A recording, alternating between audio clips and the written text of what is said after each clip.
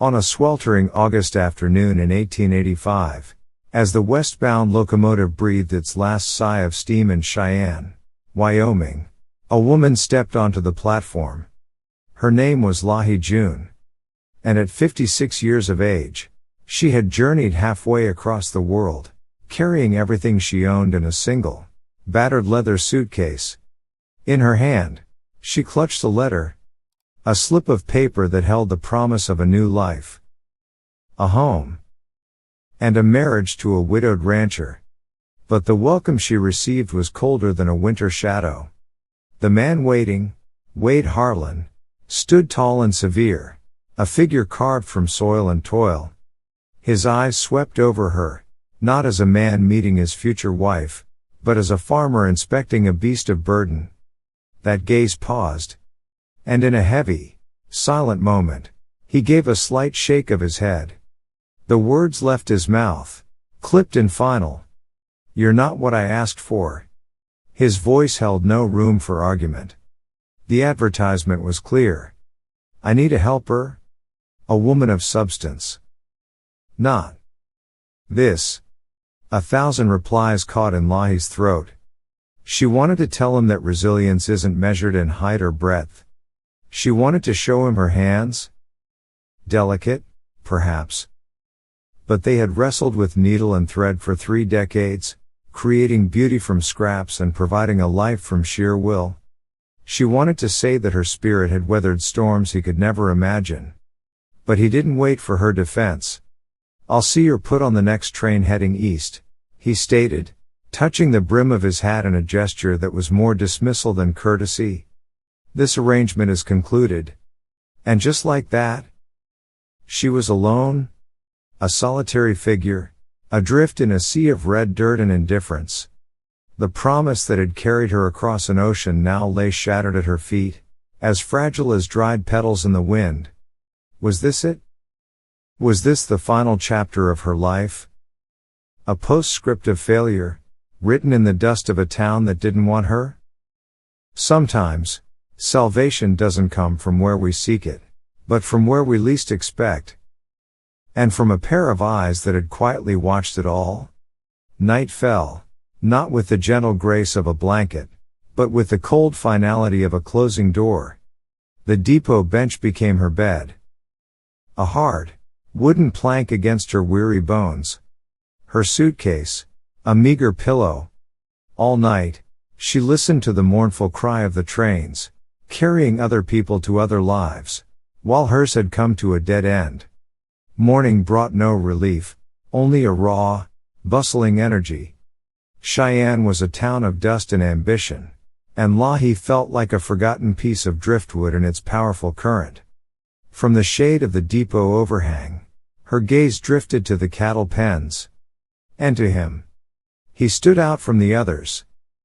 A man built on the scale of mountains. His hair, the color of weathered silver beneath a worn hat. He didn't herd the animals. He guided them. There was a quiet reverence in his work, a gentleness that seemed at odds with his immense frame.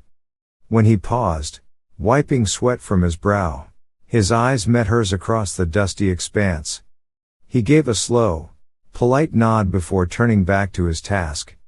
As the afternoon shadows grew long, the other men drifted toward the saloon. But he walked the other way. Straight toward the depot. Straight toward her. He stopped a respectful distance away, tipping the brim of his hat. "Ma'am." The word was a low rumble, like distant thunder, yet it held no threat. "Pardon my intrusion. But I saw you here yesterday, and you're still here today. Is everything all right?"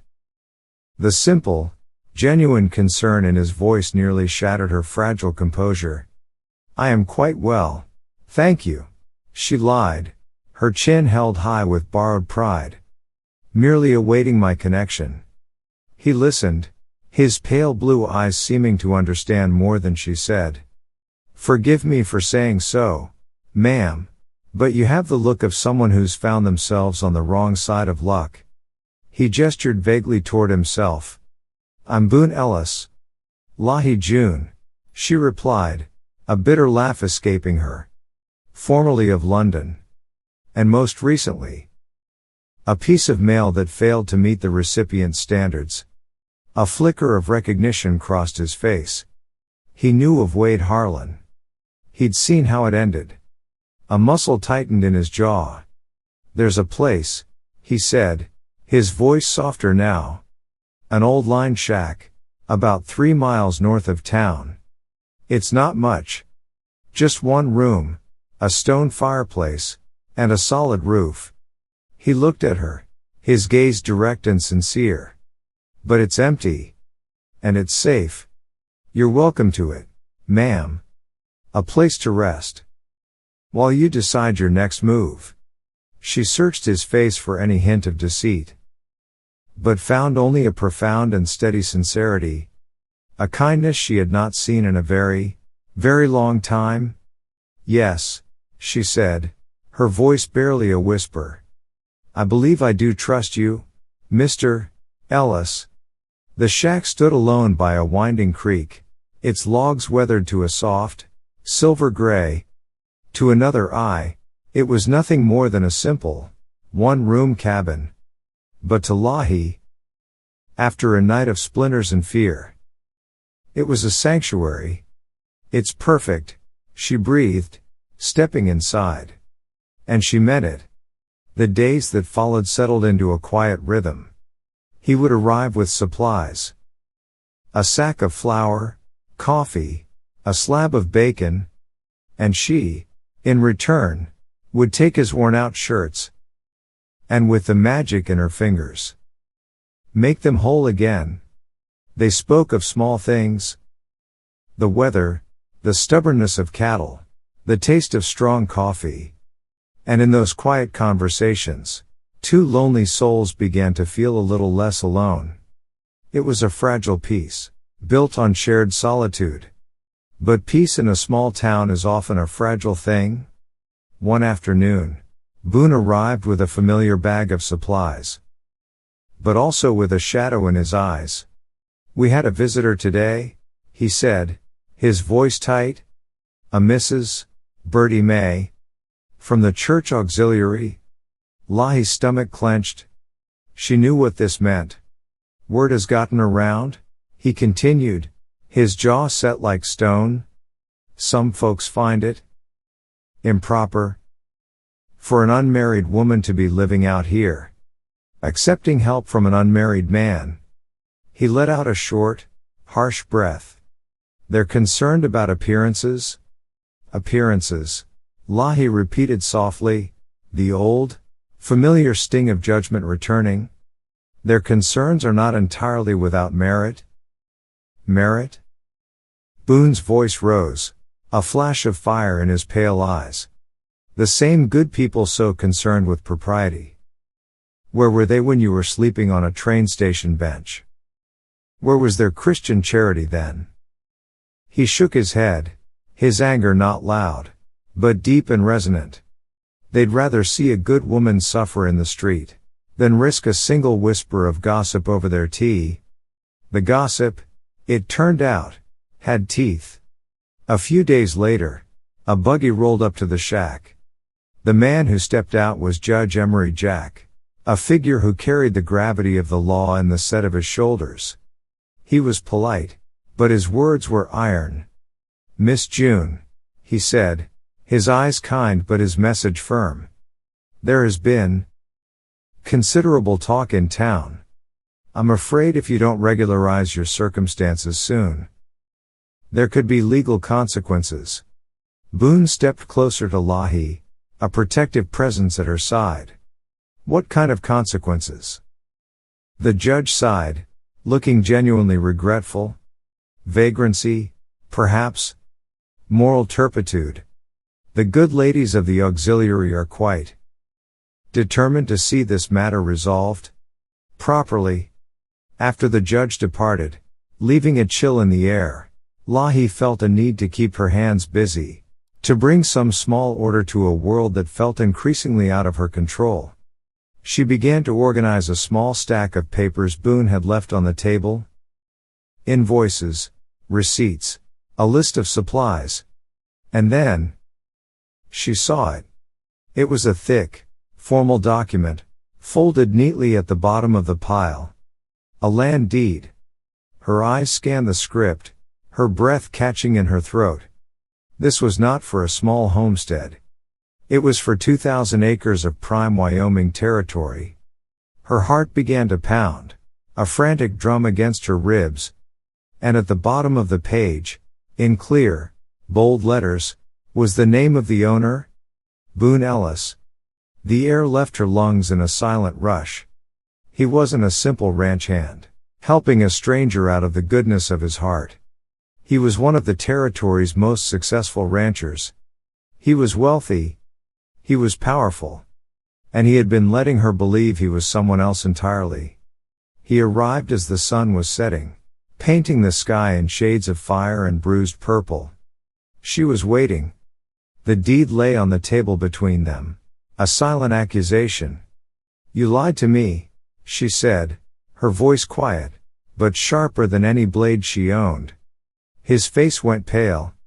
He didn't need to ask what she meant. He sat down heavily in the chair across from her, the immense frame of his body suddenly looking burdened and old. 2,000 acres, Boone, she whispered, the number sounding foreign and impossible in the small cabin. "You're not some drifting cowboy with a good heart. You're one of the biggest landowners in this territory. Why? Why didn't you tell me?" He looked at his weathered hands, then finally, met her gaze. "Because," he said, his voice rough with emotion. "Because I've learned that money puts a wall between people. Men see an opportunity. Women see a prize. I wanted, just once, for someone to see me, the man, not the ranch. But you let me believe. I let you believe I was someone worth knowing for reasons that have nothing to do with a bank account," he interrupted softly. "Was I wrong? Hasn't this, between us, been real?" Before she could answer, he reached into his pocket and placed a small, cloth-wrapped object on the table. He unwrapped it carefully. Inside lay a simple gold ring, worn smooth with the passage of years. "This was my mother's," he said quietly.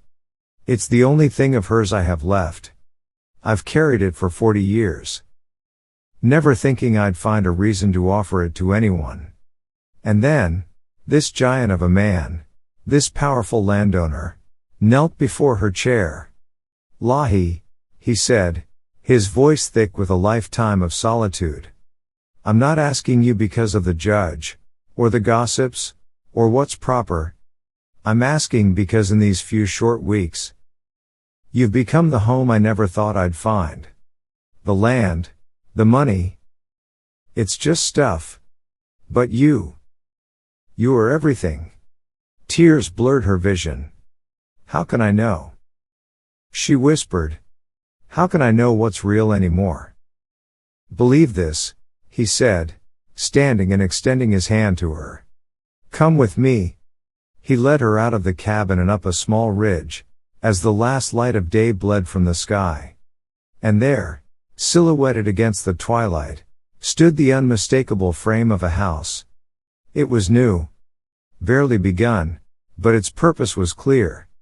"I started building this the day after you agreed to stay in the shack," he said, his voice soft in the growing darkness. "Not because I expected anything, but because I hoped." He turned to her, his face full of a hope so powerful it took her breath away. "I was building us a future, Lahi. If you'll have it."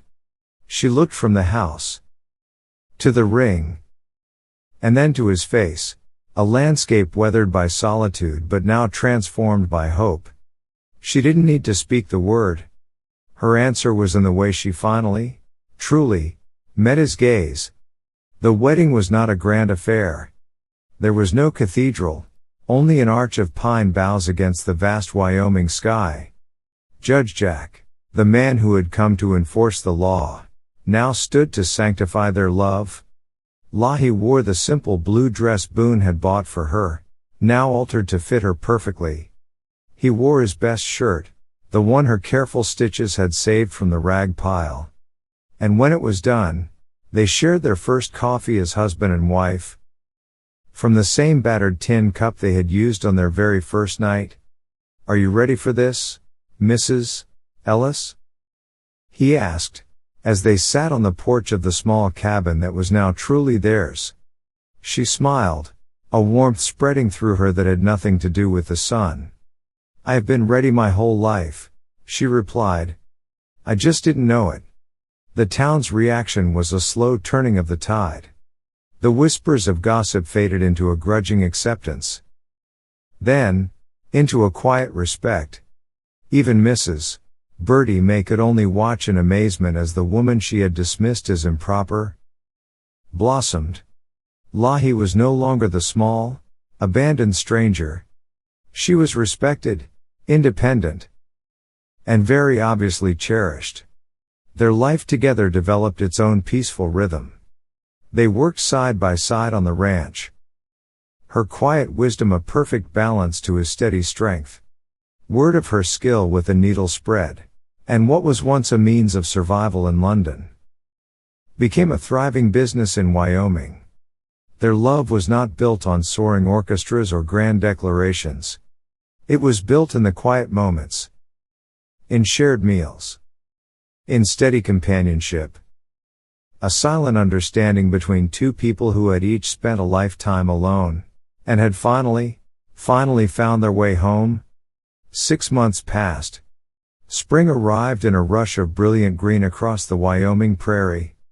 Roses bloomed against the walls of their new home, the one built on a foundation of hope. One evening, they sat on the porch in rocking chairs Boone had built, watching the sun set over land that was truly theirs. Between them, on a small table, sat the same tin cup, now polished to a warm glow from daily use. "Any regrets?" Boone asked, his weathered hand finding hers. She smiled. "Only that it took me 56 years to find you." The woman who was told she was too small for this life had become the heart of a ranch that employed dozens. The seamstress whose skills had been made obsolete by machines had become one of the territory's most respected artisans. But more than that, she had become the center of a love story that proved a person's worth is not measured in size or strength, but in the courage to remain kind in a world that often isn't. As the first stars emerged in the vast Wyoming sky, he squeezed her hand. "Thank you," he said softly. "For what?" "For trusting a stranger. For seeing past a lie to find the truth. For making this old cowboy believe in happy endings." "No," she replied, her voice full of a quiet, unshakable peace. "Thank you. For seeing me, when I could no longer see myself." Lahi Jun Ellis, no longer small, no longer alone, finally understood what home really meant. It wasn't a place on a map. It was the quiet space where a heart that was once broken is finally, and completely, seen.